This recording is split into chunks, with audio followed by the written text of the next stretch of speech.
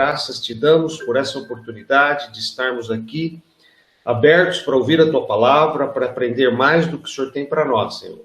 Precisamos do teu Espírito, precisamos da tua presença. Sabemos que se dependermos única e exclusivamente do nosso estudo, do nosso conhecimento, jamais alcançaremos o patamar dos mistérios, o patamar da revelação, a palavra rema. Pai, fala conosco nessa manhã. Dá-nos, Senhor, a tua revelação. Dá-nos, Senhor, o teu mover sobrenatural no nosso meio. Em nome de Jesus. Amém. Glória a Deus. Só lembrando as 3 primeiras lições, a gente falou da Bíblia, que é basicamente a nossa base de fé. Falamos do mundo espiritual, o mundo visível, o mundo invisível. E depois falamos da estrutura tricotômica do homem. E hoje, e na próxima lição, nós vamos tratar da graça. A graça é favor e merecido, ou seja, já começamos a quebrar um paradigma religioso enorme, porque muita gente entende que graça é paga, mas graça é de graça. Graça é dado, é oferecido imerecidamente. Então, assim, a salvação, ela não é conquistada pelas obras. O favor de Deus não é meritocracia, o favor de Deus é incondicional. Então, quando a gente fala de graça, a gente está falando de algo que Deus nos dá, mesmo que a gente não mereça. E essas 2 próximas lições, a gente vai tratar dessa graça da salvação, que nós não merecemos, o castigo do pecado é a morte, Jesus morreu pelos nossos pecados e, de graça, somos salvos. Muitos têm uma luta muito grande quando são salvos, porque continuam achando-se imerecidos. E tem vários casos. E a nossa vida pela graça, que é a nossa transformação, na próxima lição 5 nós estudamos sobre isso, que é o processo de transformação dado de graça também por Deus para aqueles que o buscam. Então, esse favor imerecido é muito interessante. Assim, uma das histórias mais marcantes que eu lembro é um rapaz que ele teve uma juventude completamente pervertida, marginal e bandida, e fez atrocidades inúmeras. E quando ele se converteu, ele achava que ele não era digno da salvação. Ele achava que jamais ele iria para o céu, porque a história da vida dele era muito terrível. E não adiantava falar para ele que a graça de Deus o alcançou. Não adiantava falar para ele do malfeitor da cruz, que teve uma vida igual a dele, e não era ladrão. Não sei aonde tiraram o termo ladrão, porque ladrão não era crucificado. Ele era malfeitor mesmo, ele devia ser assassino para cima. E ele é o único personagem na Bíblia que tem certeza que está no céu, porque o próprio Jesus disse que ainda hoje estarás comigo no paraíso. Então, assim, não é merecido, não é pela contrapartida, não é por causa de uma vida ilibada que a pessoa é salva. E aí esse rapaz, nessa luta, teve um sonho. Deus deu a ele um sonho e ele viu ele no céu, e aí ele teve um encontro com Deus, e Deus chamou ele, abriu uma gaveta e tinha lá o livro da vida dele. E aí, quando ele vê o livro da vida dele, ele começa a ver a infância, ele começa a ver os tempos de criança, a pré-adolescência, e ele vai folheando o livro e lembrando a história da vida dele até que chega aos 14 anos e as páginas estão em branco. E ele vai folheando aquilo até ele chegar no dia que ele aceitou Jesus. Aí elas voltam a ficar coloridas. Elas voltam a ter fotos, elas voltam a ter imagens. Então aquilo para ele foi marcante, porque para ele entendeu que quando a gente se converte, quando a gente se arrepende, quando a gente pede perdão, é diferente de nós não esquecemos. Nossa mente não apaga, mas nos céus apaga, elimina, acabou. Então assim, não há mais condenação. Jesus olha a gente através de um filtro, que é o Filho dele, Jesus Cristo. Então, quando ele olha a gente, ele vê Jesus. Então, ele vê que todas as nossas dívidas foram pagas. Nós não temos mais nenhuma necessidade de sacrifício. Não precisamos ajoelhar no milho. Não precisamos nos autoflagelar. Não precisamos fazer mais nada para receber o reino dos céus. Fomos salvos indistintamente. Então, assim, a graça de Deus e a libertação do pecado é um dom gratuito, de graça, e não por esforço. Às vezes as pessoas falam, poxa, mas a bondade, fazer o bem, não faz parte da vida cristã? Sim, os maus também fazem. Eu posso dar sem amar, mas é impossível amar sem dar. Na verdade, a gente acaba fazendo a caridade, a gente acaba fazendo o bem, porque vem do nosso mais profundo interior de amor ao próximo. E não porque eu quero aplacar um sentimento de culpa, porque eu quero me aparecer na sociedade. Os artistas amam isso, fazer uma oferta e colocar nos holofotes. Porque eles querem aparecer como bondosos, eles querem se projetar na sociedade como bondosos. Então eles estão comprando uma caridade, uma imagem pública através de uma oferta. E quando, na verdade, a ação tem que ser uma ação que vem do interior, do mais profundo do nosso ser. E muitos também fazem isso para aplacar um pouco o sentimento de culpa. Tem gente que ajuda os outros para poder se sentir mais santo, poder aplacar o peso. É quase que o sacrifício de ovelhas no passado, né? O sangue, ele cobria os pecados, mas ele não extinguia, né? E Jesus veio para extinguir. Então, é basicamente sobre isso essa lição. E, em uma vez libertados do pecado, foste feitos servos de justiça. Está ali em Romanos 6,18. É interessante a palavra servos de justiça, porque a palavra justiça em inglês é righteousness, que é retidão, e não a nossa justiça de tribunal. Então, nós passamos a querer ser santo, querer ser reto, querer ser justo. Essa justiça bíblica é uma justiça de santidade. Então, nós somos servos disso, nós buscamos isso, porque fomos libertos do pecado. Uma vez libertos do pecado, nós não queremos voltar mais para ele. Ele não tem valor para nós. Então, a gente vai acabar buscando muito mais a santidade, essa justiça, do que eu voltar para a lama, né?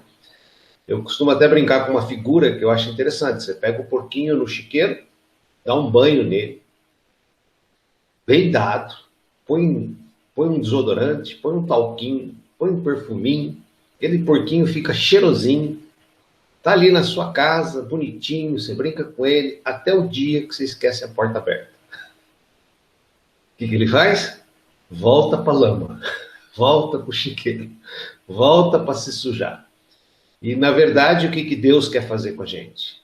Ele quer realmente nos limpar, mas antes de nos limpar, ele quer rasgar nosso peito, abrir o peito, arrancar o coração de porco, colocar um coração de ovelha e aí fechar o nosso peito. A hora que eu troquei o coração, eu posso deixar a porta aberta. Aí ele não vai mais para a lama. Aí ele vai ficar na sala. Ele vai ficar perto do pastor. A ovelha, normalmente, ela tem essa atração pelo pastor. Então, o que a gente precisa é mudar o nosso coração. Tirar esse coração de pedra e colocar um coração de carne. Isso tem tudo a ver com a salvação. E é dado pela graça. Não é só um banho. Não é só um talquinho. Não é só um desodorante. Mas é uma mudança de coração que vai começar a trazer uma mudança de mente e que vai me trazer uma vida de santidade. Legal isso, né? Isso ajuda a gente até a entender as nossas lutas interiores, né? Então aqui, ó, ele fala em Romanos 6, no texto. Romanos 6 fala do velho homem, do homem anterior, ser crucificado com Cristo. O que significa isso? Porque quando Adão pecou, ele foi morto. Não, mas Adão morreu para o espírito, adormeceu. A carne, que era eterna, ela começou a envelhecer. A alma foi afetada, ele passou a ter medo, ele passou a ter vergonha, ele passou a se sentir órfão, sem pai. Ele teve vários sentimentos de perturbação da alma. Então, tudo isso que Adão perdeu no pecado, Jesus vem e restitui na cruz.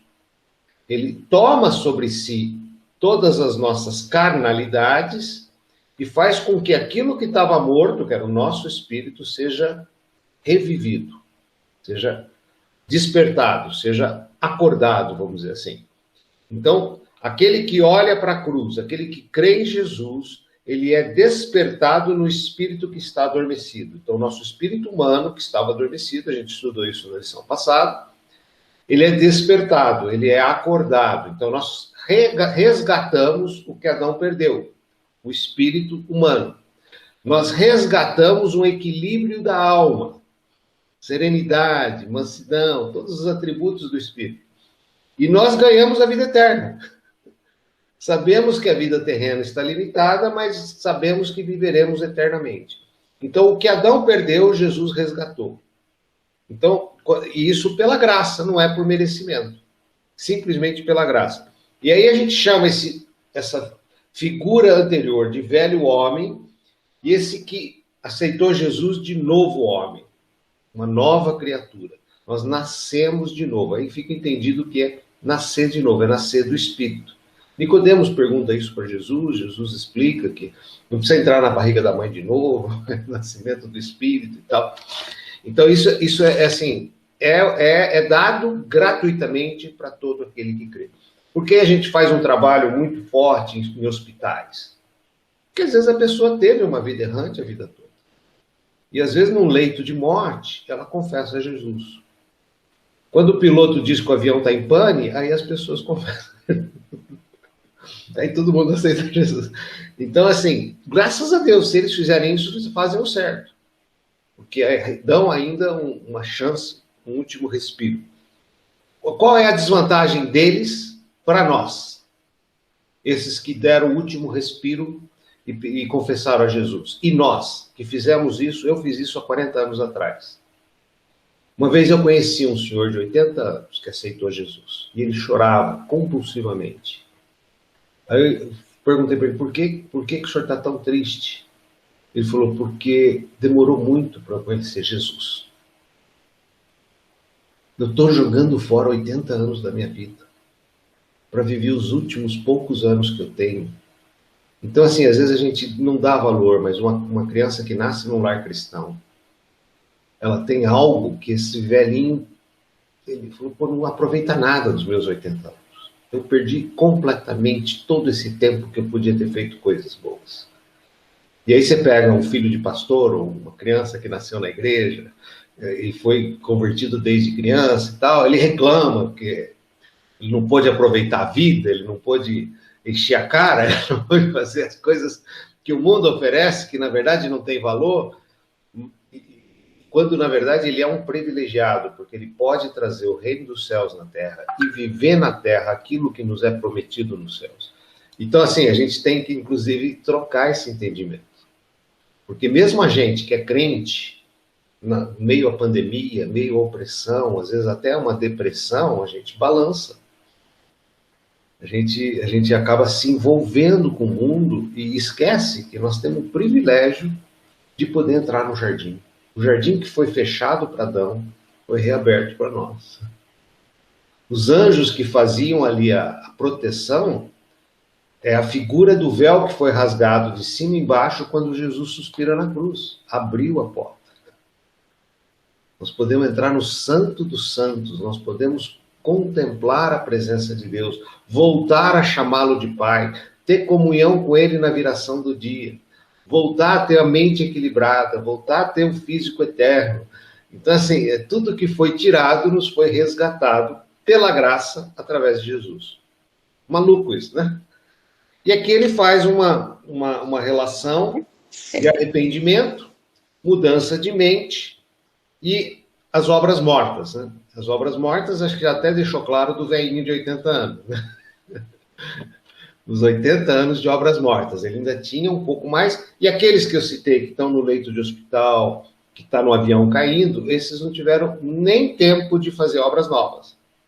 Eles só ganharam a salvação, mas ganharam a salvação. É bênção sobre bênção. Às vezes a gente tem um pai, uma mãe, ou um parente, você vai lá falar de Jesus na hora da morte, quando ele aceita Jesus, você fica super feliz. porque você tem a consciência que você vai encontrá-lo. Então isso também é maravilhoso, apesar de que para eles tiveram uma vida perdida, uma vida sem frutos. E o arrependimento aqui, ele faz uma analogia muito interessante sobre o remorso e o arrependimento. Há dois tipos de tristeza, né? Ele cita, por exemplo, a tristeza segundo Deus e a tristeza segundo o mundo, que é a separação de remorso e arrependimento. O remorso é uma tristeza segundo o mundo. É o cara que bebe, se arrepende e ele quer consertar a cena. Aí ele pede perdão, aí ele vira cordeirinho, aí ele promete nunca mais fazer e tal. Isso é um remorso, porque o arrependimento é mudança de rumo. É mudança total de direção. O arrependimento é a pessoa que verdadeiramente não vai mais fazer aquilo. Porque ele entendeu que aquilo o destrói, não o edifica.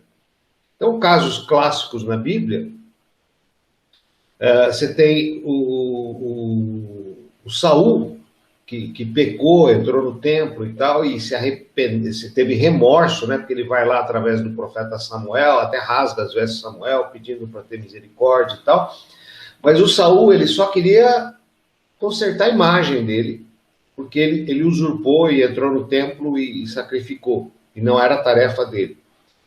Só que quando ele cometeu esse pecado, ele quis ser sacerdote, ele se achava no poder de ser Deus para fazer o que todo sacerdote fazia. Então, assim, ele cometeu um pecado grave, e aí, em vez de ele realmente se arrepender, ele foi tentar limpar a barra dele. Ele foi tentar pedir para o Samuel consertar. Mas aí veio que foi removido o espírito dele, ele foi procurar cartomantes, ele se perdeu completamente.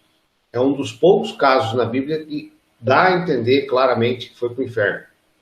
Outro caso muito claro é Judas. Judas, quando sente o remorso da traição, ele não pede perdão a Deus. Ele vai ao mundo, ele vai aos sacerdotes tentar devolver o dinheiro, ou seja, de novo tentando limpar a barra, tentando fazer o meio de campo para poder ficar bem na cena, tentando dar um jeitinho para que aquele erro seja apagado. Mas não é o arrependimento verdadeiro. Comparado a Saul, nós temos Davi, que pecou tanto quanto ou mais. E Davi se arrepende profundamente diante de Deus. Davi chora amargamente diante de Deus e não há nenhum relato de ele cometer alguma coisa daquele tipo na vida dele. O mesmo aconteceu com Pedro, quando negou a Jesus. Se arrepende amargamente e chora compulsivamente, e não há nenhum relato de Pedro de novo ter fraquejado. Ao contrário, quando condenado à morte, ainda pediu para ser crucificado de ponta cabeça. Ele não era digno de morrer como Jesus. Então você vê que até no último dia que ele foi condenado, ele não voltou a cometer aquilo. Então, a diferença do arrependimento é uma conversão. Eu estou indo para o mundo, e aí eu pego o meu carro, dou uma virada de 180 graus e vou para o céu. Eu estou indo de volta ao Egito, aí eu dou uma conversão de 180 graus e vou para Canaã. Então, assim, e o Egito é figura do pecado na lição passada, na lição futura, né? Veremos isso. Então, assim, tristeza, segundo Deus, é arrependimento verdadeiro. Tristeza, segundo o mundo, é remorso. Então, é claro isso. E o que João Batista fez antes de anunciar Jesus foi: arrependei-vos, porque é chegado o reino de Deus. Quer dizer, é aquela conversão mesmo. Jesus veio para tirar a gente do rumo errado e trazer a gente para o rumo certo. Então aí nós temos que ter uma tristeza verdadeira, um arrependimento verdadeiro. Às vezes eu fico meio chateado quando eu vejo em algumas igrejas alguns testemunhos. O cara contando da vida pregressa dele, que ele era mau caráter. Mas você percebe que ainda há um certo sabor e um sentimento de vantagem ou de glória para as coisas que ele fez no passado. Não, porque eu saía com 5 mulheres numa semana. Eu morreria de vergonha de falar isso. Aí eu fico, será que esse cara se arrependeu de verdade ou ele ainda acha que ele é o rei da cocada? Porque o verdadeiro arrependimento me afasta disso. Não me faz falar isso com arrogância. Então, às vezes, eu vejo alguns testemunhos, por exemplo, outro dia eu vi um testemunho que eu achei fantástico. É um pastor que foi traficante, foi macumbeiro, fez as maiores atrocidades. E aí você vê a maturidade do cara. Fala assim: olha, eu nem vou falar o que eu fazia, porque eu morro de vergonha. Mas eu vou dizer para vocês. Aí ele ministrava sobre a mudança de vida dele. Aí eu falei: pô, esse cara se converteu. Ele não fica falando, não, porque eu fui no cemitério, abri um caixão, tirei a cabeça do defunto, botei uma vela em cima. Você fala, gente, o cara conta isso como se fosse uma proeza. Tem alguma coisa errada nessa história, porque o arrependimento me leva a me afastar das coisas que eu fiz e não voltar a elas. Então, dependendo do testemunho que às vezes a gente ouve, eu fico meio assustado. Peraí. Eu também entendo assim, que é quando realmente é de verdade, a pessoa ela não quer nem tocar no assunto, porque é uma coisa que traz vergonha. O É isso verdadeiro aí. É é isso que aí. sentido, né? Que Mas é aí bom que você sinta assim, Ana, que é sinal que você realmente se converteu. exato, você fica envergonhado até falar para alguém, porque você fala, nossa, né? Como que É, eu pude não. dar tanto na bola assim, né? Aí você fica constrangido, não sei. Acho que é mais ou menos esse o sentimento, É isso né? mesmo. Você não volta para o vômito, né? Você não volta para o chiqueiro. Você realmente foi trocado o coração. E aí o que a gente percebe é que essas pessoas ainda, tudo bem, a gente vai ver isso na próxima lição, que é a graça do processo de salvação, mas aí a gente vê que essas pessoas ainda lutam com o coração tentado a voltar se deixar a porta aberta. Então, nada contra, desde que ela esteja num crescimento de transformação e vá se afastando. Esse pastor que eu falei que foi traficante e tudo mais, ele já tem 20 anos de pastoreamento, quer dizer, um cara que já está maduro. Às vezes o cara é recém-convertido e está ainda no processo e tal, mas, assim, o que fica notório é exatamente isso. Eu passo a odiar o pecado. Eu não tenho mais comunhão com ele, eu não tenho mais parceria com ele, ele não pertence mais a mim. Eu sou uma nova criatura, o velho homem foi crucificado na cruz. Tá? Então, assim, e aí, assim, no item 2 da página 32 fala de mudança de mente, renovação de mente. A gente sabe que a gente tentar mudar algum pensamento é muito difícil. É só você tentar convencer alguém que ele está errado e que ele acha que está certo. Nós não conseguimos isso. Não consegue. Não Não consegue. consegue, é impossível. Ninguém Então, muda ninguém. assim, a graça de Deus é que nos faz mudar de mente. A graça de Deus é que nos faz mudar o pensamento. E mesmo aqueles que a gente ama, que é o filho, o esposo, o marido e tal, quando a gente quer que mudar, porque talvez ou a gente perceba ou a gente esteja errado, e orar e pedir para Deus, Deus faz um milagre. Ou ele muda a gente ou ele muda a pessoa. Às vezes tem que mudar a gente fica querendo mudar a pessoa. Mas, se a gente deixar o Espírito Santo agir, vai chegar uma hora que a verdade vai reinar no nosso meio. Então, assim, mesmo convencer as pessoas que a gente ama muito e quer convencer, nós temos que orar. Não é pela nossa força, não é pela nossa argumentação, não é por causa de toda a psicologia, filosofia, sociologia e até a teologia. Nada disso funciona se não houver a graça. E aí voltamos à palavra graça, que é de graça, e não é pelo conhecimento, muito estudo e muita argumentação e réplica, tréplica, quádruplica, quíntuplica. Tem gente que não termina nunca o diálogo, porque nós não vamos chegar a um consenso. É só pela graça de Deus. Então, mudança de mente, esse versículo de Romanos 12, 1 e 2, eu amo ele. Você tem uma Bíblia aí, Ana?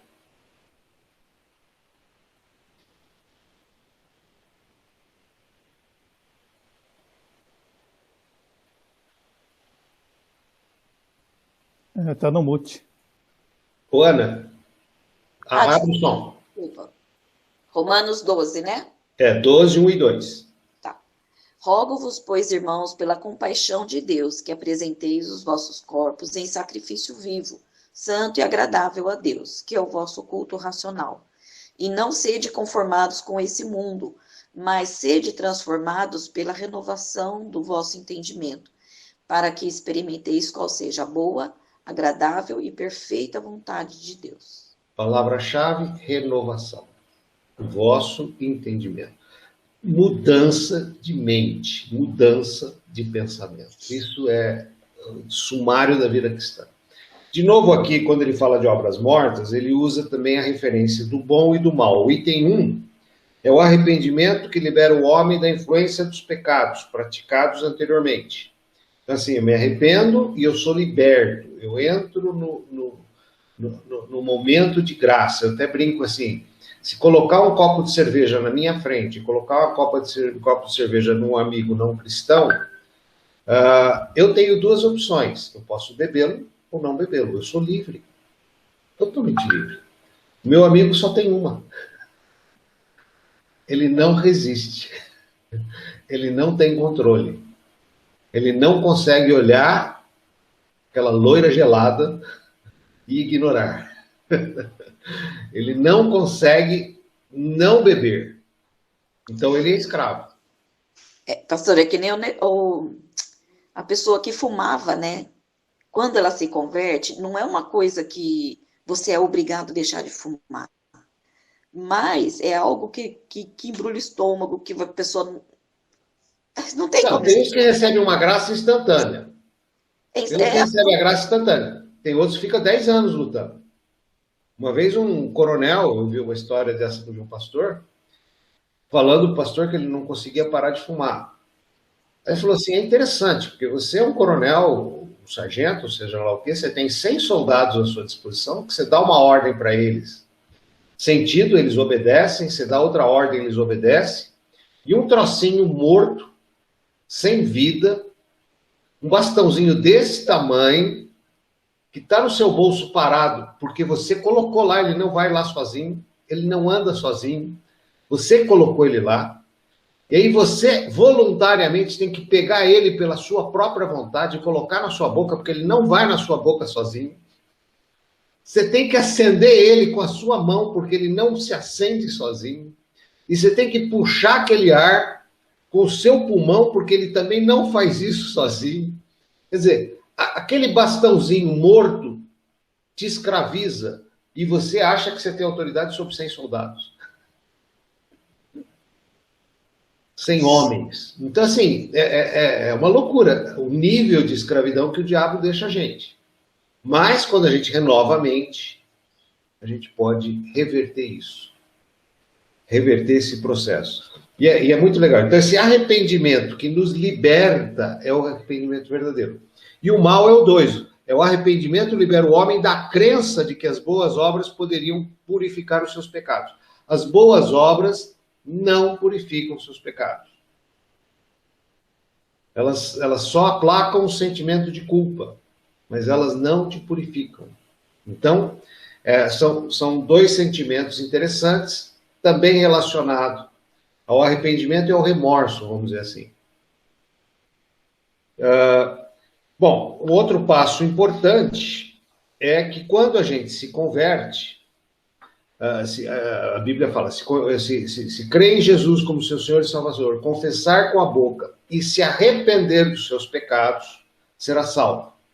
Então, assim, o arrependimento dos pecados, a confissão dos pecados, é um dos veículos que nos dá a libertação. É uma das formas de a gente ganhar essa liberdade. Por quê? Porque o pecado oculto, ele é usado pelo diabo para ficar tacando setas malignas na minha cabeça. Quando eu me arrependo do pecado, eu consigo me libertar disso. E quando eu confesso esse pecado, ao contrário de ele ser exposto publicamente, aí vem para quem confessar e como confessar, não faça isso aleatoriamente, você ganhou um aliado de guerra. E um testemunho. A nossa palavra, quando ela é jogada ao vento, ela reverbera, ela continua agindo.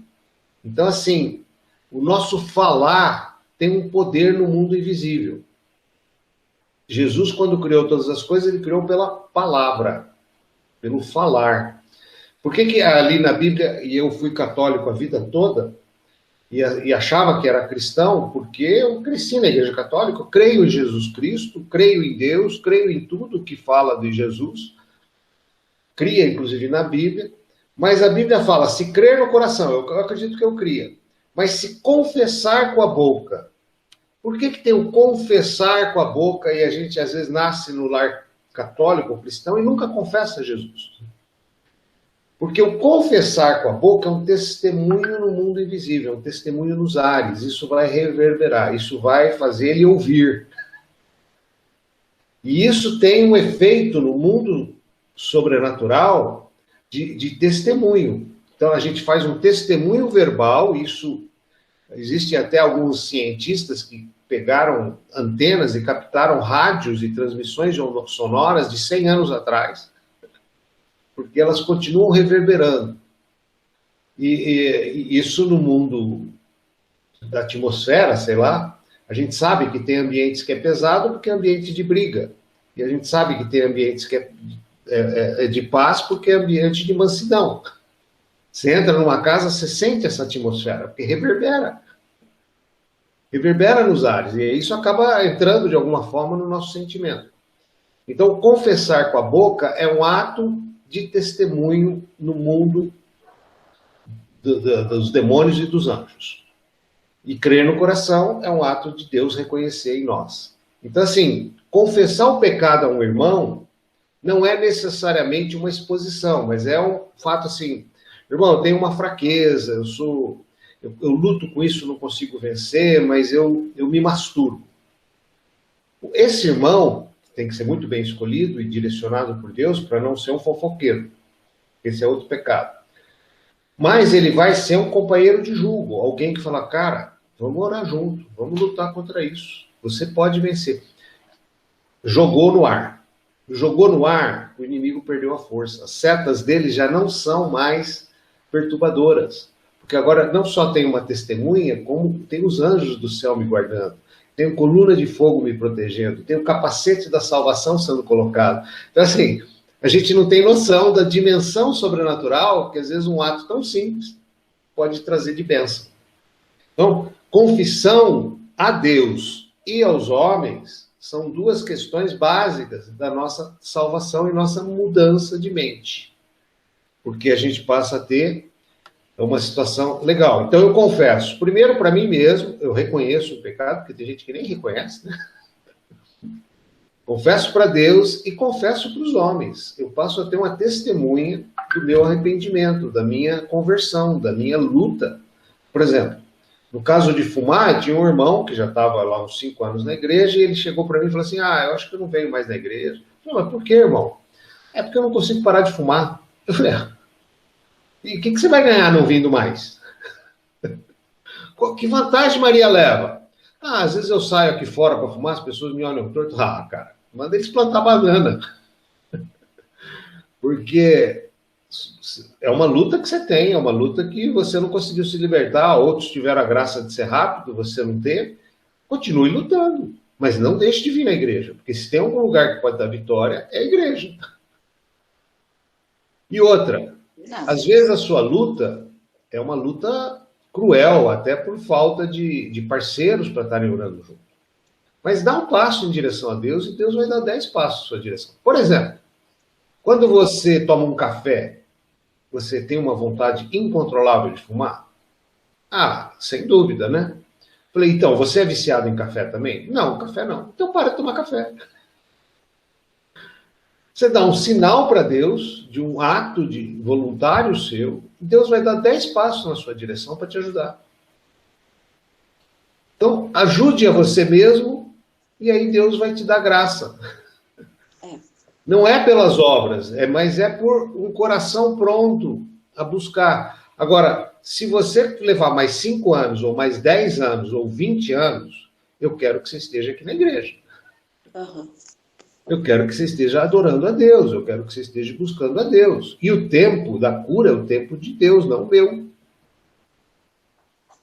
Então, assim, a gente às vezes cria alguns conceitos e cria algumas imagens, é que nem aquele rapaz que achava que não era salvo, por causa do histórico, que não são verdadeiras. É. Tá? E aí a gente vai realmente para o novo nascimento, a nova vida, a vida em Cristo, a vida, assim, do nosso espírito vivificado. Lembra que a gente viu que nós somos corpo, alma e o espírito que estava adormecido foi vivificado. O espírito nos reconecta a Deus, o espírito nos traz uma vida nova dos céus na terra, o espírito abre portas para eu transformar, para o Espírito Santo de Deus vir, se juntar ao meu espírito e poder transformar a minha mente, os meus sentimentos, as minhas emoções. E eu, com o Espírito Santo de Deus unido ao meu espírito e trazendo uma nova maneira de pensar, uma nova maneira de sentir, uma nova maneira de controlar minhas vontades, eu vou ter um corpo santo, um corpo separado. Eu costumo dizer que é o processo dos 3 Is, que as igrejas pregam de um jeito e eu prego do outro.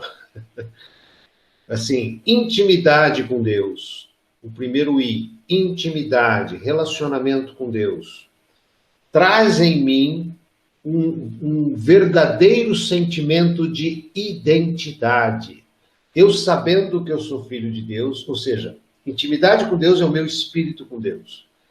Identidade é a minha alma. Eu sei que eu sou filho, eu sei que Ele me ama, eu sei que Ele me protege, eu sei que Ele está ao meu lado. Aí eu não preciso mais me justificar, eu não preciso me defender, eu não preciso jogar a culpa nos outros, eu não preciso estar o tempo todo argumentando, eu não preciso a glória dos homens, eu não preciso ser reconhecido, porque eu sei que eu tenho uma identidade de filho do rei, herdeiro do trono, eu sou salvo, eu sou santo, Deus é meu pai. Essa identidade de filho me traz um monte de segurança. E isso, eu tendo intimidade, primeiro I, o segundo I, identidade, consequentemente, não por esforço, mas pela graça, eu tenho integridade. A gente normalmente quer que as pessoas sejam íntegras, sem identidade e sem intimidade. É difícil demais. É difícil demais. Então eu tenho que ter o espírito conectado a Deus, a alma saciada pela posição de filho de Deus. E filho, a gente imagina assim, um bebê no colo de uma mãe, ele tem alimento, ele tem proteção, ele tem calor, ele tem amor, ele tem paz, ele tem tudo. Essa é a identidade que a gente tem que ter. Então, se eu tenho o espírito conectado a Deus, a intimidade, a minha alma suprida com esse colo, a identidade, eu vou ter o corpo ou uma carne santificada, íntegra. Louco isso, né? Mas as pessoas fazem o inverso. Elas vêm na igreja e a igreja põe regras, não pode isso, não pode isso, não pode isso, não pode isso. As pessoas não conseguem cumprir, porque ninguém cumpre a lei. Aí ela sente peso de pecado, aí sente indigno, aí é que nem o cara que fuma que vai sair da igreja. Não, mas não é assim que funciona. Funciona ao contrário. Lembra que eu falei lá na lição 3, acho de Isaías, eu quero voar como águias, correr e não me cansar, caminhar e não me fatigar. Eu começo no espírito, vou para a alma, e a alma vai para a carne, vai para o físico. Então, o novo nascimento, ele traz isso, ele me traz de novo o meu espírito humano conectado ao Espírito de Deus. E segundo Deus fala, o Espírito de Deus vem morar em mim. Então, por exemplo, uma oração que eu sempre faço à noite, às vezes quando eu estou perturbado, é Espírito Santo, toma teu trono. E onde é o trono do Espírito Santo? Meu coração. Ó, as coisas não estão boas, tem alguma coisa fora da ordem, porque meu coração está abatido. Então, se você estiver no trono, ele não vai estar. Tem alguma coisa. Toma meu trono, toma o trono do meu coração e começa a atuar no meu espírito, na minha alma e no meu corpo. Então, assim, Espírito Santo, Deus prometeu, você mora em mim, você mora em mim, toma o trono, toma a rédea do negócio, porque o negócio está meio perdido aqui na minha cabeça. A coisa está confusa. Toma teu lugar. E aí eu vou me entregando a ele. Agora, tem muito crente que gosta de dar golpe de Estado, né? Nasce de novo, entrega a vida para o Espírito Santo, dá o trono das decisões para ele, mas vira e mexe e fala, oh, Deus, sai do trono, que esse assunto cuido eu. Ó, esquece um pouco de mim. Está demorando muito para resolver. Isso. Aí a gente quer dar golpe de Estado o tempo todo. Tira Deus do trono e começa a querer resolver na força. Não funciona. Não funciona. E aí vem o nascer da água e depois o nascer do Espírito, que a gente chama de batismo natural e depois o batismo do Espírito Santo. É muito importante entender, e para fechar, que o batismo das águas, ele é um testemunho público. Então, quando eu vou batizar, lembra que quando eu falo com a boca, eu faço um testemunho para os principados, potestades, dominadores desse mundo e para os anjos dos céus, e quando eu salvei. Quando eu batizo, eu estou anunciando publicamente para as pessoas, para a igreja, para a sociedade, que eu confessei a Jesus. Esse testemunho público, ele tem um fator no mundo invisível também. Porque ele tem toda uma simbologia de morrer para o velho homem, nascer para o novo homem, deixar ali naquela água todo passado e nascer de novo da água, e é toda uma figura de novo nascimento, como uma bolsa que se rompe, né? É uma nova vida. Então esse batismo das águas é importante. Tem gente que aceita Jesus e fica numa luta para batizar nas águas, eu não sei porquê, mas fica nessa batalha sem sentido, quando na verdade é um ato simples de fé e de testemunho público.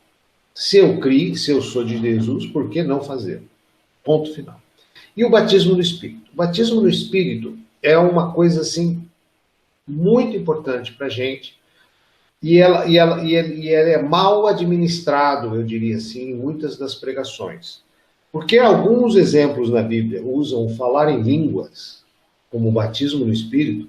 Tem alguns irmãos que vivem um martírio, uma autoacusação de que não é batizado em línguas, que não é batizado no Espírito porque não fala em línguas, quando na verdade ele tem vários sinais da presença do Espírito Santo e vários sinais do batismo do Espírito Santo. Ele tem calor, ele tem arrepio, ele tem tremor, ele tem um monte de coisas que às vezes acontece à volta dele, que ele sabe que não é ele.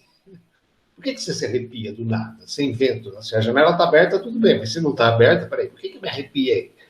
É sinal que o Espírito Santo está agindo em você. Então, às vezes, a gente fica cobrando pesadamente alguns sinais estereótipos que os outros possam ver, ou você mesmo ver para você mesmo, para poder acreditar que o Espírito Santo está atuando em você. Se você aceitou Jesus, se você tem essa presença de Jesus... Eu, por exemplo, tenho uma manifestação do Espírito que é horrível, e vocês já viram isso acontecer comigo aqui. Eu choro. E é horrível, porque às vezes você não controla a emoção, e você não consegue nem pregar, porque aquilo embarga a voz, e eu fico... E é uma manifestação do Espírito Santo na minha vida. É uma manifestação que não é agradável, porque me deixa esquisito. Às vezes eu não consigo completar uma frase. Me deixa fora do controle, do meu controle. Exatamente isso. Aí o cara, mas ele não fala em línguas. Qual o problema? Línguas, também se você não fala, busque a Deus, porque Deus dá. Mas também não é para ter sentimento de culpa, porque Deus a ninguém acusa. Então, assim, às vezes as pessoas ficam numa religiosidade. Até o pentecostal tem religiosidade. O que se diz livre não é tão livre assim. E fica querendo tomar o lugar de Deus, porque ninguém é juiz de ninguém, né? Isso. Mas o mais importante que a gente vê do agir do Espírito Santo, do nascer do Espírito, do batismo do Espírito, é que ele tem que atuar em nós em algumas coisas que foram perdidas no Éden e tem que voltar. Basicamente, a vergonha.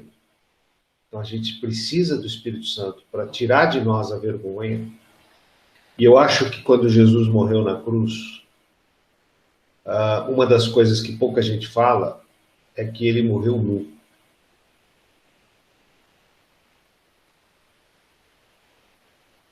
E isso é uma exposição. E muitos de nós realmente têm uma dificuldade enorme nisso.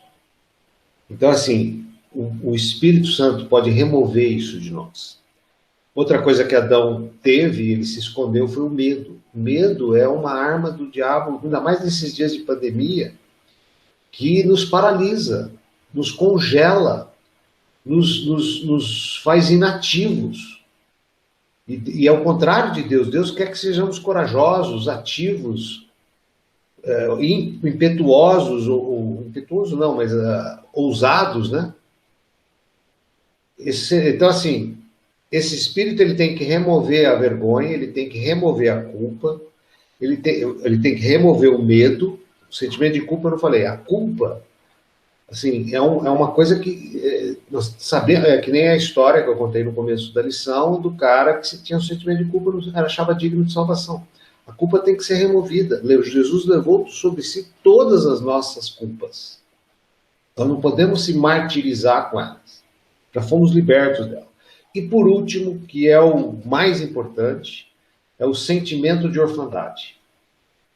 O órfão, tudo ele precisa provar para os outros. Que é bom, ele tem que provar que faz, ele não tem ninguém para apoiar, ele não tem ninguém para estar ao lado dele, ele se sente abandonado.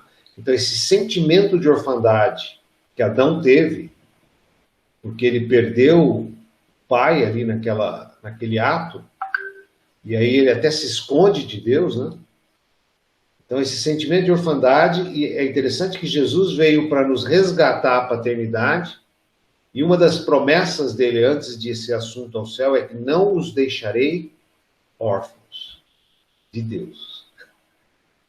Então, assim, ele promete o Espírito Santo, e o Espírito Santo é o nosso Pai, independente do nosso Pai natural, seja ele certo ou errado.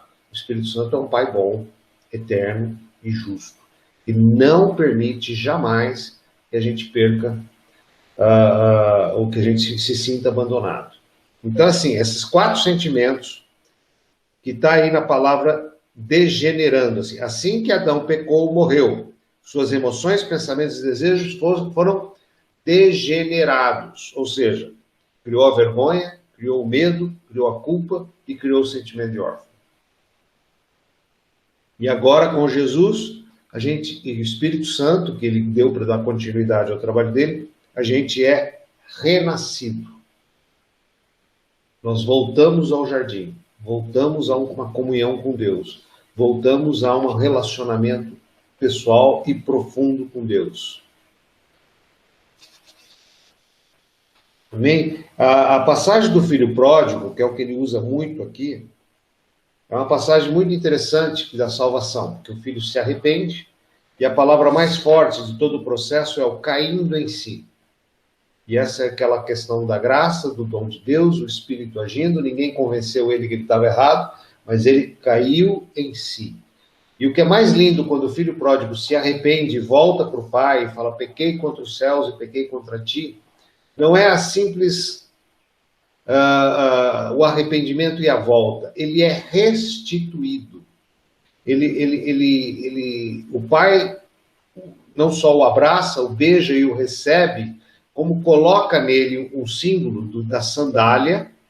A sandália era um símbolo de liberdade, parecia ou não, mas era um símbolo de liberdade, porque o escravo, ele não tinha sandália, porque se ele fugisse, ele cortava o pé, eram muitas pedras no caminho. Então, quem tinha sandália tinha mais liberdade de ir e vir para todos os lugares. Então, quando o filho volta e o pai coloca sandálias no pé dele, ele está dizendo assim, você continua livre. Que bom que você escolheu voltar. E eu vou te dar uma sandália, porque você continua livre. Se um dia você quiser ir embora de novo, a porta está aberta. Mas como o filho teve o verdadeiro arrependimento, e ele caiu em si, o coração de porco dele foi arrancado. E foi colocado um coração de ovelha. Então, assim, a figura do filho pródigo, ele restitui o anel ao filho. O anel significa herdeiro, filho. Significa que ele continuava sendo filho. Que ele não era mais um servo, que ele voltou para ser um servo. Aí o pai coloca o anel para dizer, olha, você ainda é meu filho. Então ele devolve para o filho a posição anterior que ele tinha, através do arrependimento. E é interessante que quando você vê, por exemplo, Saul, que teve remorso, foi retirado o espírito dele. Judas, que teve remorso, se enforcou, ou seja, o espírito também foi retirado dele. Mas Davi não foi retirado o espírito e nem o cargo de rei. Não foi tirado nada de Davi. E de Pedro também não, ele continuou sendo a pedra fundamental, ele continuou sendo o líder da igreja. Uhum. Então, assim, o verdadeiro arrependimento, que é esse cair em si do filho pródigo, ele é algo que nos devolve a situação anterior. Se o Adão, tivesse se arrependido e não ficasse se justificando, jogando a culpa na mulher, e a mulher, talvez, se tivesse se arrependido e não jogasse a culpa na serpente, talvez a gente tivesse um novo rumo da história. Talvez eles não fossem colocados para fora. Está limitado o tempo aí? Avisou alguma coisa, Samuel? Não? Então tá bom. Mas a gente está... Também estou de olho. 11h28, falei, ai. Mas a gente está encerrando mesmo. Então, assim, o cair em si, são 3 palavrinhas que aconteceu com o filho pródigo. Tem gente que tem filho drogado, tem gente que tem filhos perdidos, e às vezes a gente pode argumentar, pode querer tirar das ruas. Aconteceu um caso semelhante com um amigo nosso, que a mãe viu o filho na sarjeta, o filho era alcoólatra, aí foi lá, pegou o filho, trouxe para casa, deu banho, falou, não, o filho meu não mora na rua de jeito nenhum. E aí o menino ficou em casa, ficou 6 meses, estava bem, até um dia que ele chegou bêbado, bateu na mãe, bateu em todo mundo. E a mãe, mas filho, eu te tirei das ruas. Ele falou, mas eu não pedi para voltar. Ixi. E é interessante porque a situação do pai, na questão do filho pródigo, ele fica à porta esperando, ele não vai atrás do filho, ele não pega o filho lá no chiqueiro. É a situação de intercessão e oração, e crer que Deus vai fazer, porque se não houver o cair em si, todo esforço vai ser em vão. Porque tem que ter este sentimento do cair em si, tem que cair a ficha. E esse cair a ficha não é argumentação, é a graça de Deus. Então tem coisas que é lógico que é dolorido. A gente recebe muitos pais que choram muito amargamente por problemas com os filhos. E assim, o que a gente pode fazer é consolá-los e orar com eles. Ser companheiro de julgo. Estamos juntos nessa luta. E declarar para o mundo das trevas que Deus é maior. E essa luta é a luta do pai do filho pródigo. Ele fica ali no portão, eu acredito que era um homem de oração, na verdade é a figura de Deus, intercedendo pelo filho, mas ele não vai atrás. Ele não vai buscar o filho. Ele espera o filho vir. E aí sim, quando ele vê o filho já vindo, aí ele vai e corre na direção ao filho. É aquela história que eu falei do cafezinho. Você dá um passo para Deus, Deus vai dar 10 passos na sua direção. Amém? Amém. Glória a Deus, vamos orar? É muito privilégio ter uma aula assim. É muito privilégio. Ah, que bom, obrigado. Ô, Elton, bom. O tempo é curto, né? Mas foi bom. Agora a gente vai durante o dia assimilando. Isso, e lê o livro, tá? Hoje a gente passou batido aqui. Não quase nada. Fala sobre... Aquela hora só que a Sofia foi fazer compra no mercado, eu estava falando com ela. Eu achei que apitou aí o horário. Não. Mas eu queria aproveitar, fazer uma pergunta, uma dúvida que eu tenho, como aluno agora, né? O inimigo, ele consegue ler a nossa mente? Não. Não. Ah, tá. Então isso que Deus.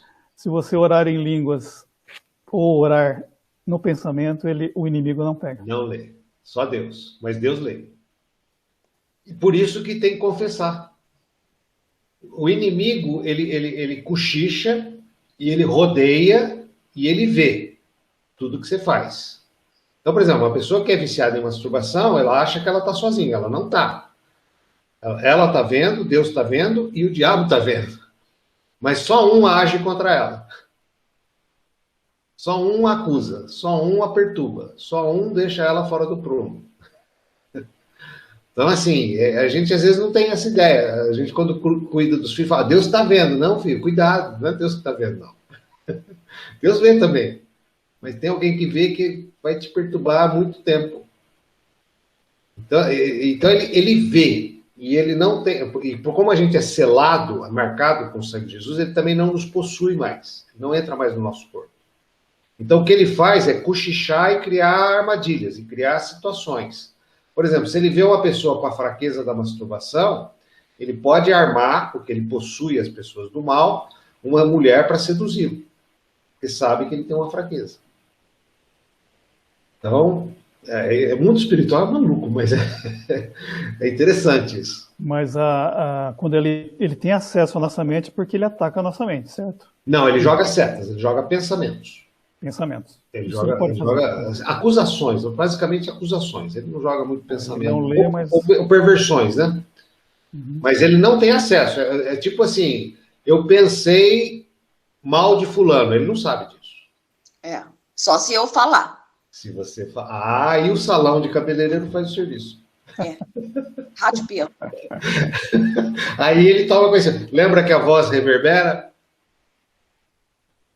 É interessante isso, você vê. Agora, o pensamento ruim, ele joga, é como se fosse setas. Ele tenta te influenciar, mas ele não consegue fazer você pensar. Por exemplo, se você pegar essas setas maldosas e falar, sai em nome de Jesus, ela sai. Você não dá fruto para ela. Agora, se você der fruto e externalizar, ele vai ver. Se não externalizar, ele vai falar, pô, não está funcionando. Porque ele não tem acesso a isso, porque você é selado, você é protegido. Agora, o acesso dele também é permitido quando você escancara. Quando um homem adultera, ele abriu um portal de legalidade para fluxo de demônios. Ele mesmo se expôs. Tá? Mas o assunto é legal, Samuel. E eu estou falando aqui coisas do meu entendimento bíblico, mas ainda não é tão enraizado, convicto, único caminho, não. É o que faz um entendimento lógico para mim. Uhum. Bom, obrigado. Imagina. Amém? Amém. Deus abençoe a todos. Quarta-feira, no mesmo Bate-Canal. Tá bom. Tá bom? Lição 6, né? 7? 6 ou 7? Se quiser assistir de novo, vai ficar gravado? Vai. Aí o Clau assiste. É 6, é a lição linda. É um dos fundamentos da igreja, que é a aliança. Isso. Tá. Tchau, gente. Paz. Tchau.